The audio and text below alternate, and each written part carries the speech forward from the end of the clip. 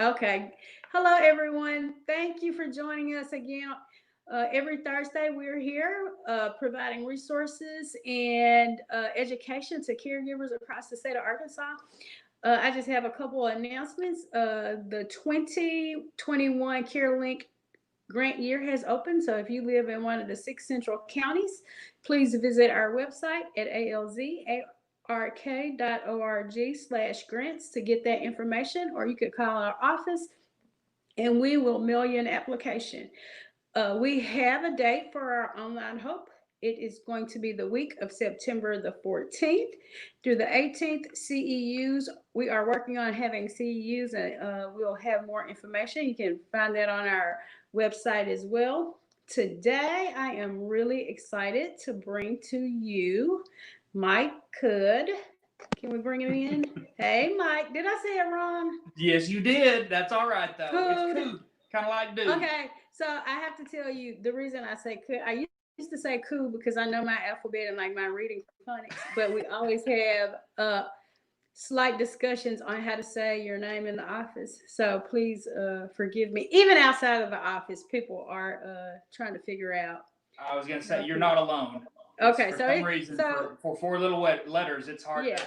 to grapple. And so just so you'll know, it's a discussion when I say your name, or somebody's like, "Do you mean Mike Coop, Mike Coop?" So there's a discussion out there. So you're talked about a lot, Yeah. and not even just for your name, but for the services you provide.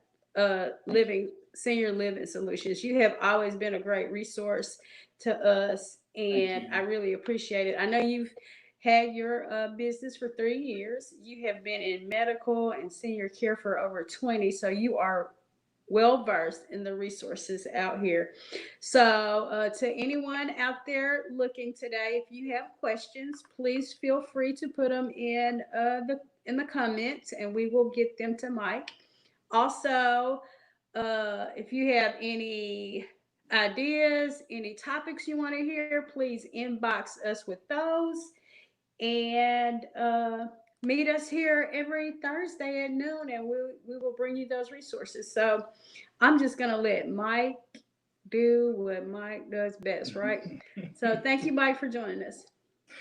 Well, thank you for having me. This is an honor to be able to be here with you guys.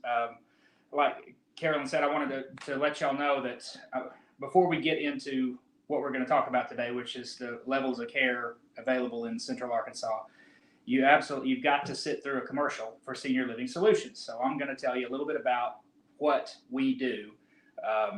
Like Carolyn said, I've been in healthcare for 20 years as a respiratory therapist. I got my certified senior advisor designation when I started Senior Living Solutions back in 2017.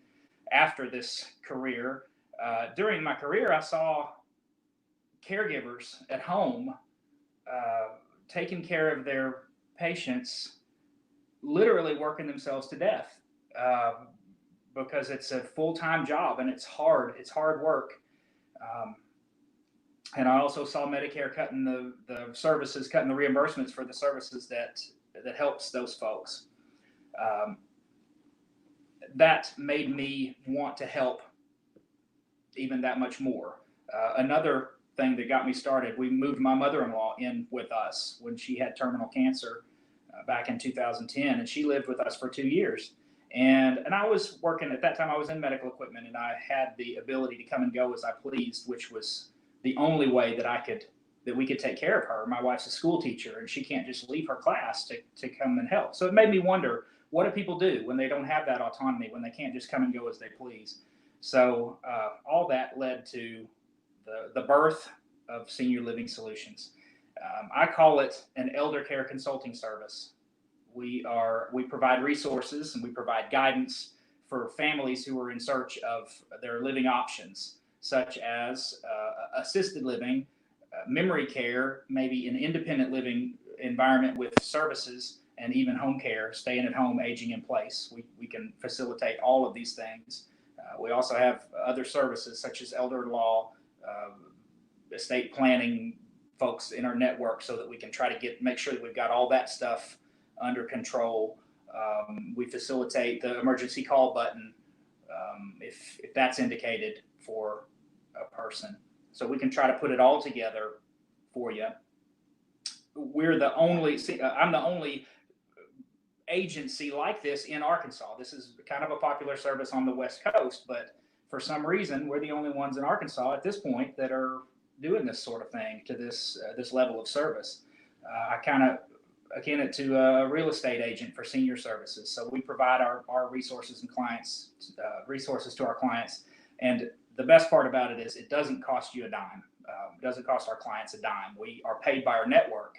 And that's what I did when I first started. I went out and started building a network of all these assisted living, independent living, all these different services that agree to pay me to help get them in touch with their end user.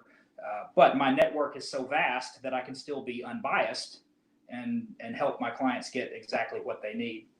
Most folks, when they're presented with this type of an issue, they're going to turn to the internet and they're going to start Google searching. And when you do that, you end up with more, it seems you end up with more questions than answers. You get inundated with information. And if you put your information, personal information online, it's gonna open the floodgates. Your phone's gonna start ringing off the wall.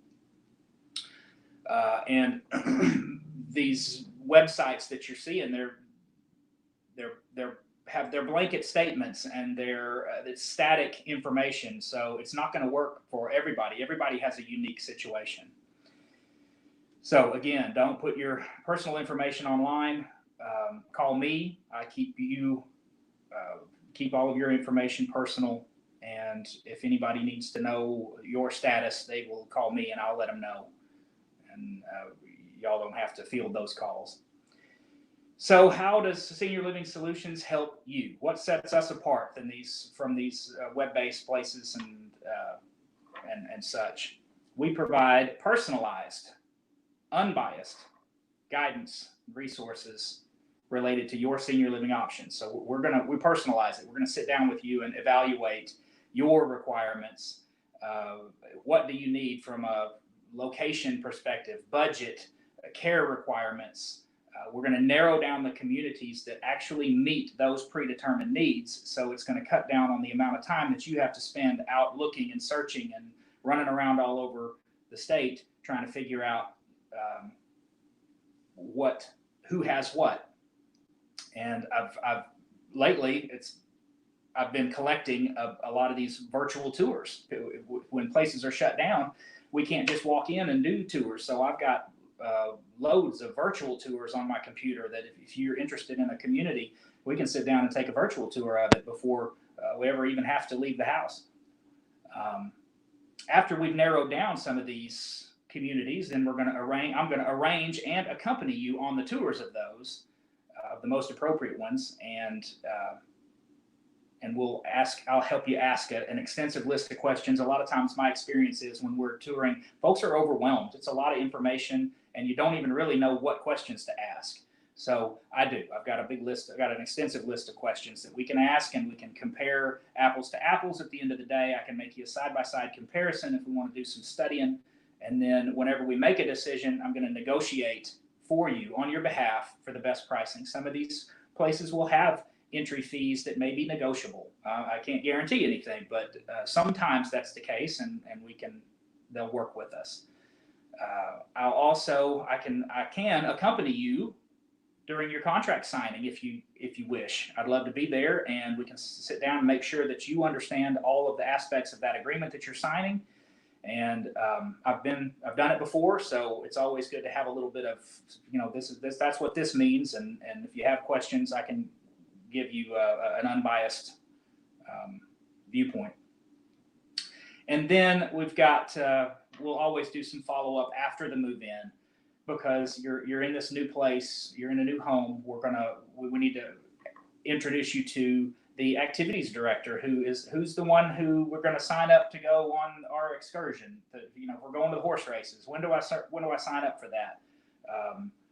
If I want a different meal than what's on the menu, how do I do that? So we'll get with the dietary folks there, and you got to know who does what their roles are in your particular community, and that also kind of decreases that transition trauma that's associated with. Sometimes they call that when you move into a new place. So what we do, we improve your quality of life by finding the best place for you. We preserve your assets by working with your budget, and we offer alternatives to nursing home care. And I say that kind of tongue in cheek. Take that with a grain of salt. We absolutely do provide. I have alternatives to nursing home care, but I think a lot of people say, I'm going to be at home until they take me and put me in a nursing home. Well, it's not necessarily, those aren't your only options. We have other options that we can discuss.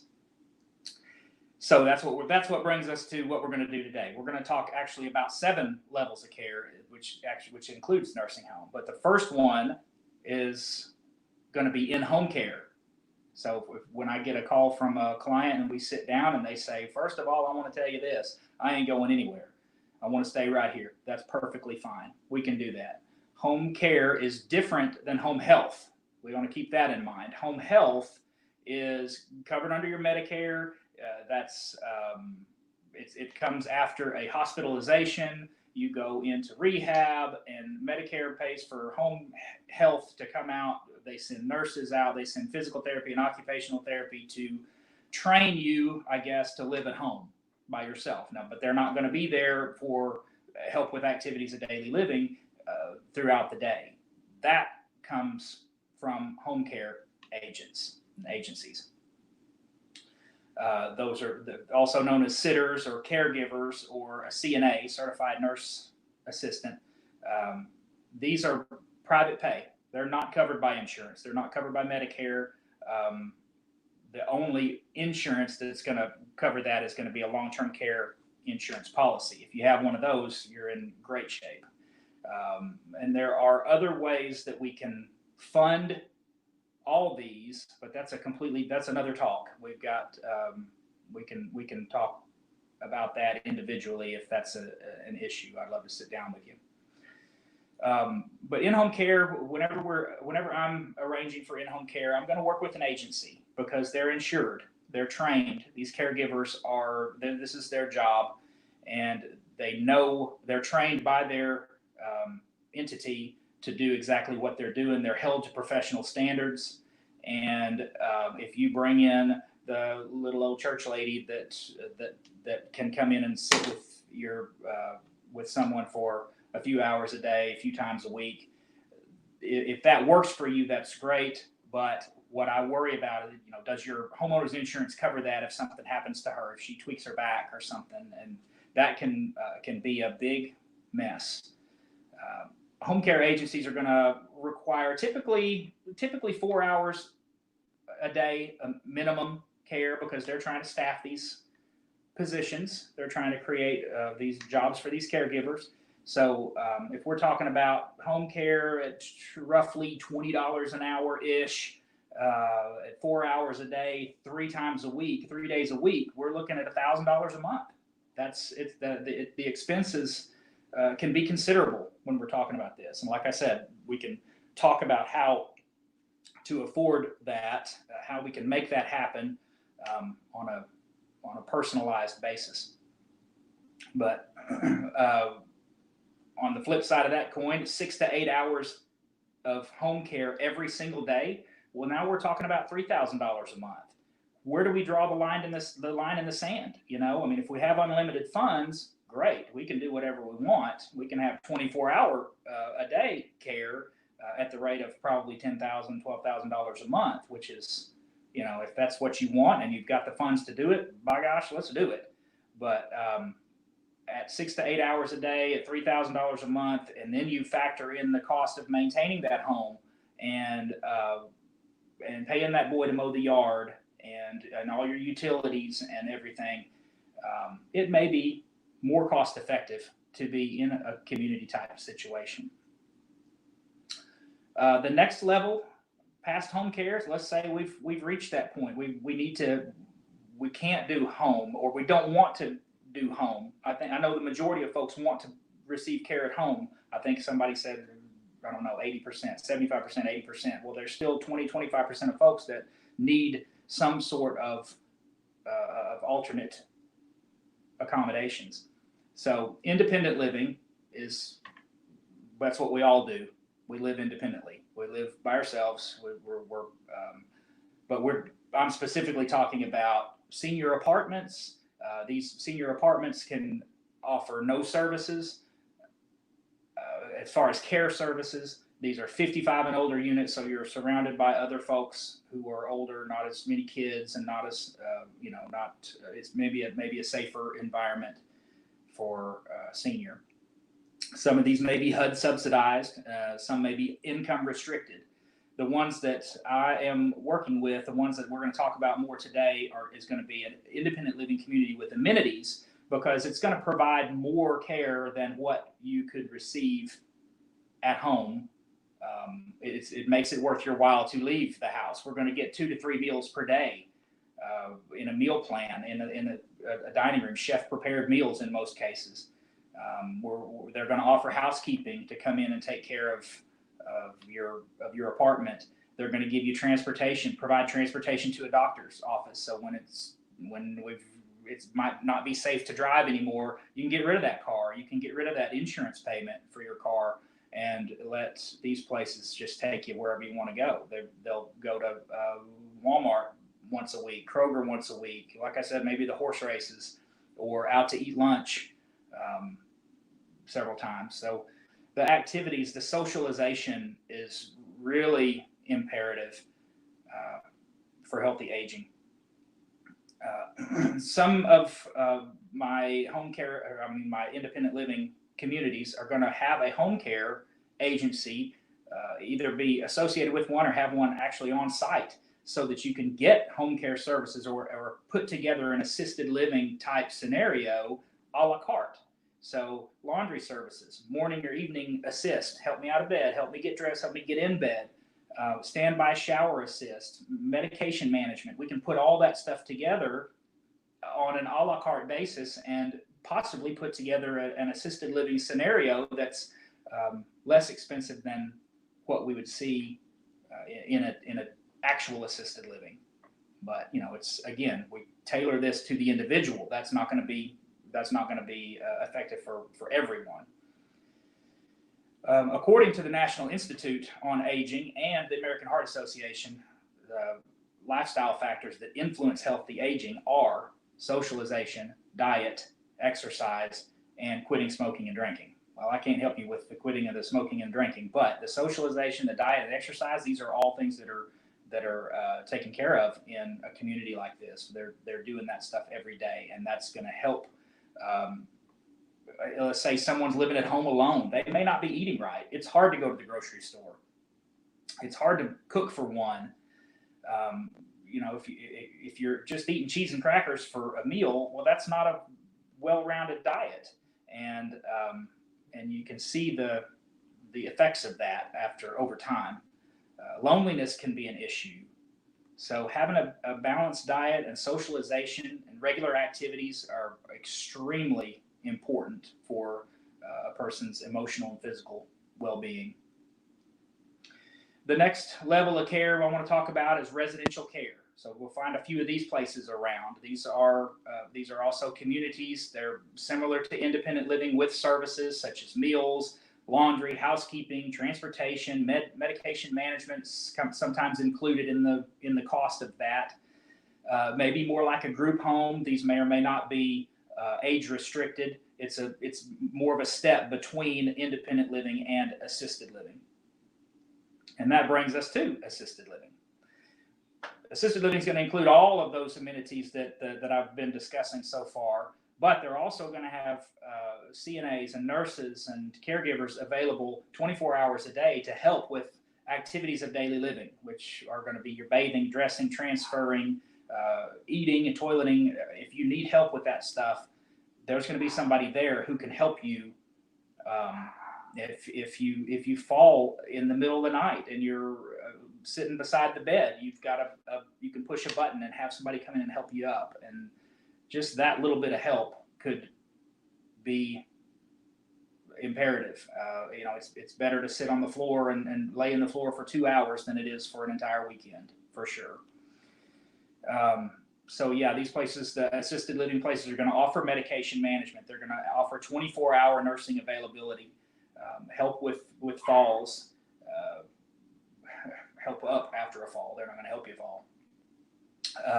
They're going to have frequent wellness checks. So in the evenings, they may peek in for every couple hours just to make sure you're doing okay. They're not going to wake you up, but they're going to make sure that everything's okay and that you're not in any type of distress.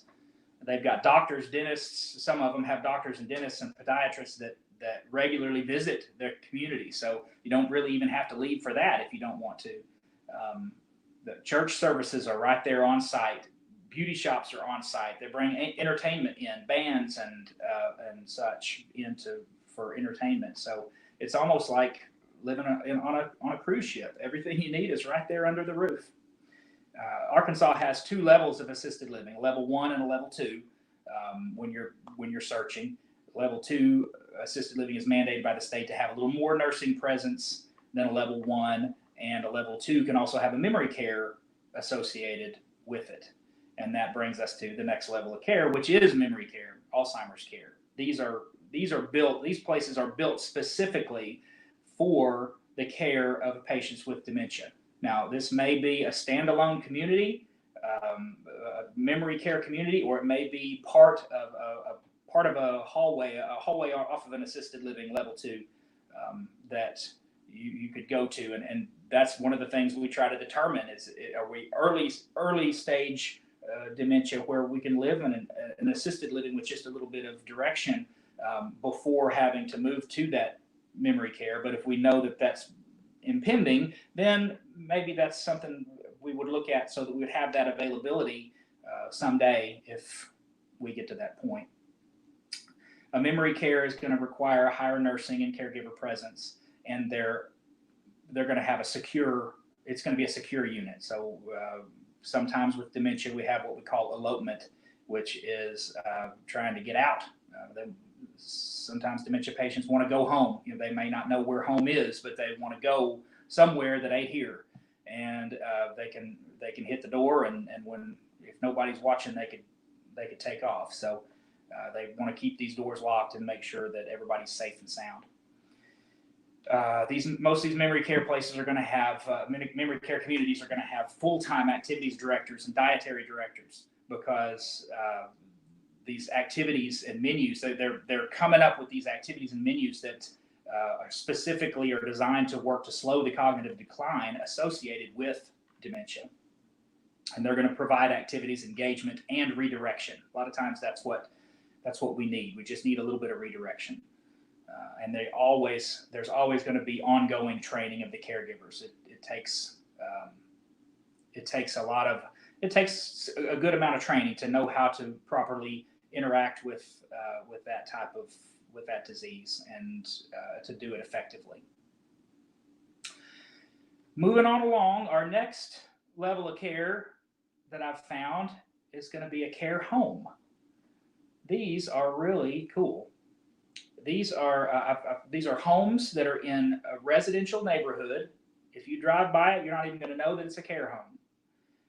These homes have been remodeled to meet the needs of their residents, maybe wider doors, handicap accessibility, walk-in showers.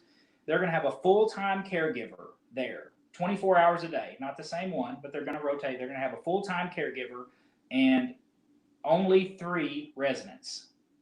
In the state of Arkansas, you can have 3 or fewer residents and not have to be licensed by the state. Now, that could be a double-edged sword. So what I try to do at Senior Living Solutions is go out and personally vet these home care, these care homes, and make sure that they're not licensed, but they're doing it right. And I've got several that this is like I said, a really, really cool alternative to nursing home care. You can have a patient lift in there where you can't in an assisted living. In assisted living, you've got to be a 1-person assist, stand and pivot, or something like that. If you're a 2-person assist, you no longer qualify for assisted living, and we would have to move to skilled nursing and nursing home or someplace like this. And they can cover all types of care needs, even specialized diets. These sweet caregivers are If you want to sleep till 10 o'clock in the morning and wake up and have a bowl of oatmeal, they're going to do it. It's good. That's what you're going to get. And it's just the neatest thing I've seen. Our last type of level of care is going to be a nursing home and skilled nursing facility, nursing and rehab. All these things are they all just kind of the same. They're all the same name for a different name for the same place. Now, nursing and rehab may be covered. Skilled nursing may be covered by Medicare following an event, following a hospitalization. You move to, once you've been in the hospital for a few days, then you move to a nursing and rehab, and you start going to physical therapy and trying to get, like I said, trained to go back home or to the next step. You could stay in rehab with Medicare paying. It's always been around 100 days. Lately, it's getting shorter and shorter. But a nursing home is going to have 24-hour skilled nursing. We're going to have folks who can give you injections, get insulin injections. They can take care of an ostomy, whether it's a tracheostomy, urostomy, colostomy bag. These folks the nurses are going to be there to be able to help you with those and change those out. If you have a feeding tube, this is where you need to be. If you're a total assist, if you're bedridden, this is where you need to be. There is a time and a place for a nursing home, but if you're not, we can find a very good alternative. And of course, if Medicaid is paying the bills, if you've spent down your assets and you've gotten to the point where you qualify for Medicaid, Medicaid wants you to be in a nursing home or at home, and that's what they're going to pay for. They have waivers for assisted living, but it's a little more difficult, and we can talk about the ins and outs of that waiver if you'd like.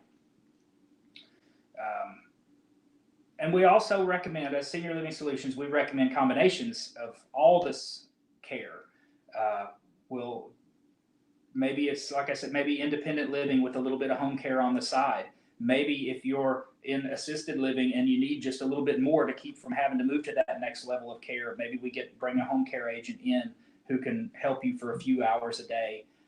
Maybe we initiate a hospice evaluation or bring home health in for physical therapy and occupational therapy to train you how to take your bath on your own and do your ADLs, activities of daily living. So those are all of our levels of care that are here in Arkansas, and what Senior Living Solutions does to help you find what's most appropriate for you. I would love to open it up for questions now. If anybody has anything, we can talk about that. Hey, he put me in so fast. I'm sorry, I went through my notes really quickly. No, I was talking about Zach in the background. Hey, Zach. So do we have any questions, Zach? Does Humana Go or any private insurance cover any of your services? Well, so my services are free to you. When we're talking about home care, or assisted living or independent living, no, Humana Gold or private insurance are not going to cover any of those. Only long-term care insurance or Medicaid would cover those. Okay. Any other questions? Oh. So this is from Brenda. Regular social activities have been restricted because of COVID-19. Do you have suggestions to add to stimulation or structure for families with home care providers? Ooh, wow. Gosh.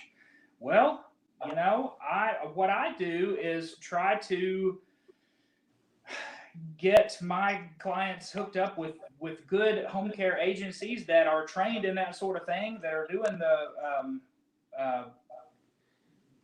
those types of stimulation and engagement, and maybe we're taking walks outside. Maybe we're, I don't know. It's difficult. That's a daily. This whole COVID thing has added a difficulty to everything. Everybody's got to try to make changes on a daily basis. But I feel like if we're masking up and if we're washing our hands and then we're trying to do the best we can do, then hopefully we can continue with business as usual. That's what I'm hoping for.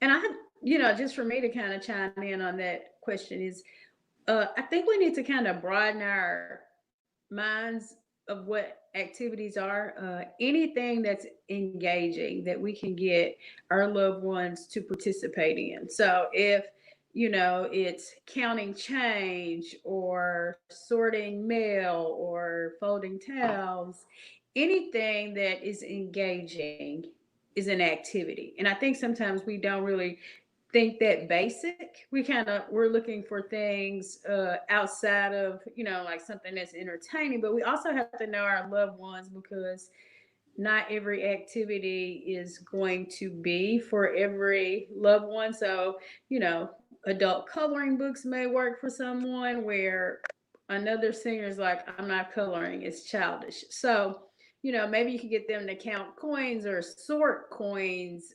Just everything you do, just kind of value it in an engaging activity. And I think that'll help with some of those things. I mean, it may seem trivia to the caregiver, but like if you could count, if you're planting a garden, if you could sort these, not the seeds, but the packets of seeds, like everything that we do is engaging and it's stimulation to our loved ones. So, like, just go back to the basics, and you may be able to find things that will help with the activity part of your caregiving. And that's great. That's you put me on the spot with that question. But now that I'm listening to Carolyn talk, that would be my answer. I would say I would get my families in touch with Alzheimer's Arkansas, and we would discuss what we need to do to do exactly that. And that's what it's all about, is being able to put the resources together. We're all in this together to help our families through this caregiving tribulation, and Exactly. we can do it as a village. Yes, exactly. Zach, do we have any more questions? So I'm going to take that as a no, Mike. I really always enjoy hearing you speak, and you always have a wealth of information. So if you're looking at this video and you have any questions, concerns, please contact Mike or contact our office, and we can get you in contact with Mike, and he can ask just about any question and lead you to the resources that you need. So thank you, Mike, for letting us visit you at home today. It's That's my where most pleasure. of I us are. appreciate y'all so much. All right. And again, the CareLink grant year has opened for 2021 if you live in one of the 6 central counties. And just look out for some of the exciting things we have coming up. So thank you again for joining us this Thursday. We will see you next Thursday, same time, same place.